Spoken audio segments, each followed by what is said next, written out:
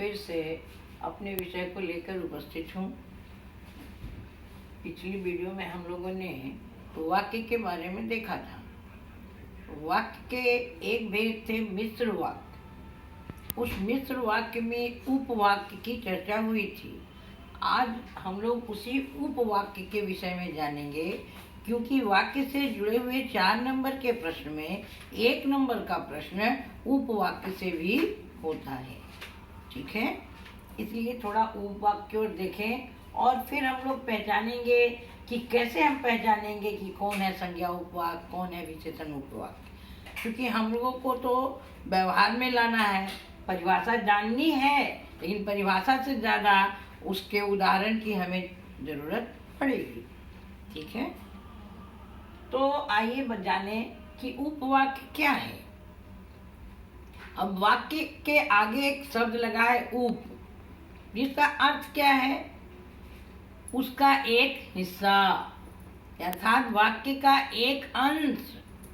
लेकिन वह अंश अभी पूरा होता है, वह भी अपने आप में अपना अर्थ देता है, उसमें भी उद्देश्य और विधेय होते हैं। ठीक है, तो अभी आप देखिए कि 2 या 2 से अधिक पदों का ऐसा समूह जो किसी वाक्य का अंश हो, जिसमें उद्देश्य और विधेय भी हो और वह अपने अर्थ में भी पूर्णता रखता हो, उन्हें हम उपवाक्य कहते हैं। समझ में बात आ रही है? 2 या 2 से अधिक पदों का ऐसा समूह जो किसी वाक्य का अंश हो और जिसमें उद्देश्य और विधेय भी हो। उद्देश्य और विधेय की मैं बार बार चर्चा कर रही हूँ, 2 वीडियो पहले भी इसकी चर्चा हुई थी। उद्देश्य क्या है और विधेय क्या है, ये आपको क्लियर हो चुका है। इसलिए उदाहरण में आप इसको अच्छी तरह समझ सकते हैं कि मोहन ने कहा कि वह अस्वस्थ है। तो मोहन ने कहा कि बाद वाला जो हिस्सा है वह उपवाक्य का हिस्सा है। की के बाद जो हिस्सा है वह हो गया उपवाक्य का हिस्सा। ठीक है, तो उपवाक्य क्या है, समझ में आ गई बात कि 2 या 2 से अधिक पदों का ऐसा समूह जो किसी वाक्य का अंश हो, जिसमें उद्देश्य और विधेय हो और जो अपना निश्चित अर्थ भी प्रकट करे, वह है उपवाक्य। अब हम लोगों को उपवाक्य को पहचानना है कि कैसे पहचानेंगे कि कौन सा संज्ञा, कौन सा विशेषण और कौन सा विशेषण है। इसलिए अब हम लोग आते हैं उपवाक्य के भेदों की ओर। उपवाक्य के कितने भेद हैं? 3 भेद हैं। उपवाक्य कितने भेद? 3। पहला है संज्ञा उपवाक्य। तो संज्ञा उपवाक्य है, दूसरा है विशेषण उपवाक्य और तीसरा है क्रिया विशेषण उपवाक्य। ठीक है, तो संज्ञा उपवाक्य क्या है भाई? तो जो उपवाक्य संज्ञा के रूप में, अब संज्ञा सब लोग पहचानते हैं, संज्ञा के बारे में मुझे फिर से बताने की जरूरत नहीं है। तो संज्ञा के रूप में प्रयुक्त होता है, व्यवहार में लाया जाता है, वैसे उपवाक्य को हम संज्ञा उपवाक्य कहते हैं। जैसे एक उदाहरण मैंने कहा कि तुम नहीं जानते कि मैं कौन हूँ। अब तुम नहीं जानते कि मैं कौन हूँ, मैं कौन हूँ का जो हिस्सा है वह है उपवाक्य का। इसको मैंने लाल से रेखांकित कर दिया है। अब इसको पहचानने के लिए आपको बता दिया कि कैसे पहचानेंगे कि ये संज्ञा उपवाक्य, क्योंकि परीक्षा में ऐसा ही आता है कि रेखांकित पदों के बारे में कौन सा उपवाक्य है ऐसा बताएं। तो चूंकि आप पहचानने का तरीका जानेंगी तो आपको आसान होगा। तो संज्ञा उपवाक्य के पूर्व हर्षी की जो अव्यय है वह लगा होता है, यानी कि जैसे कि मैं कौन हूं, ये पूरा हिस्सा उपवाक्य का हो गया।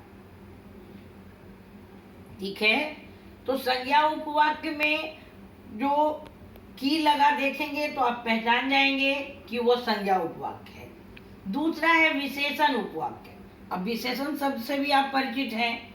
तो विशेषण के रूप में जो उपवाक्य में व्यवहृत हो, यानी जिसका प्रयोग विशेषण के रूप में हो रहा हो उपवाक्य में, वह उपवाक्य विशेषण उपवाक्य का होगा। जैसे जो मेहनत करेगा अवश्य सफल होगा। यह भी आश्रित हो गया कि जो मेहनत करेगा अवश्य सफल होगा, तो जो हिस्सा जो मेहनत करेगा वही हिस्सा हो गया यहाँ पर उपवाक्य का। दूसरा उदाहरण है, तुम जिस पुस्तक को पढ़ रहे हो वो उपयोगी है, तो तुम जिस पुस्तक को पढ़ रहे हो ये हिस्सा उपवाक्य का हो गया। यानी विशेषण उपवाक्य में विशेषण के रूप में वो व्यवहित हो रहा है, इसलिए आपको पता लग रहा होगा कि जो मेहनत करेगा वो अवश्य सफल होगा। सफलता का होना उसके मेहनत पर निर्भर है। ठीक है, इसको आप कैसे पहचानेंगे? तो आप देख लीजिए कि जिस वाक्य के उपवाक्य पहले जो लगा हो, जिस लगा हो, जिसे लगा हो, जिसको लगा हो, वो आपको पता चल जाएगा कि ये विशेषण उपवाक्य है। जैसा उदाहरण में हमने देखा था, जिसमें और जो में जो अंडरलाइन किए हैं, उससे आपको लग रहा होगा कि जो जिस जिसे जिसको से प्रारंभ होने वाला उपवाक्य विशेषण उपवाक्य होगा। ये आपको पहचान करके लिखना होगा। ठीक है। तीसरा है क्रिया विशेषण उपवाक्य। क्रिया विशेषण जानते हैं ना, क्रिया की विशेषता बताने वाले शब्द। तो जो उपवाक्य क्रिया विशेषण के रूप में प्रयुक्त हो रहा हो उसे क्रिया विशेषण कहते हैं। उपवाक्य जैसे जहां तुम पढ़ते थे वहीं मैं भी पढ़ता था। अब यहाँ जहां तुम पढ़ते थे वहीं मैं भी पढ़ता था। जब तुम घर आए थे तो मैं घर पर नहीं था। तो जब तुम घर आए थे ये हिस्सा हो गया उपवाक्य का। जहां तुम पढ़ते थे ये हिस्सा हो गया उपवाक्य का। ठीक है। इसको आप पहचानने के लिए जब, जहां, जैसा, ज्यों ही, यदि, जिधर आदि से प्रारंभ होते हैं कोई उपवाक्य, तो आपको उसी को समझ लेना चाहिए कि ये क्रिया विशेषण उपवाक्य है। देखिए, ये छोटी छोटी बातों को अगर आप ध्यान में रखेंगे तो वाक्य को पहचानने में आपको दिक्कत नहीं होगी और ये 1 अंक आपको मिल जाएंगे। क्योंकि बच्चों के ये अंक थोड़े कट जा रहे थे, इसलिए मैंने इस विषय पर विशेष बल देने की कोशिश की है कि आपका एक भी अंक कहीं से कटे नहीं। ठीक है। तो मुझे लगता है कि आपको ये विषय समझ में आ गया होगा। बहुत लंबा विषय नहीं है और मैंने इसको लिखित रूप में यहाँ रख भी दिया है। आप देखिए और कोई समस्या हो तो कमेंट बॉक्स में आप लिख के भेजिए, मैं उसका निदान करने के लिए तत्पर हूँ। ठीक है। तो आज के लिए इतना ही।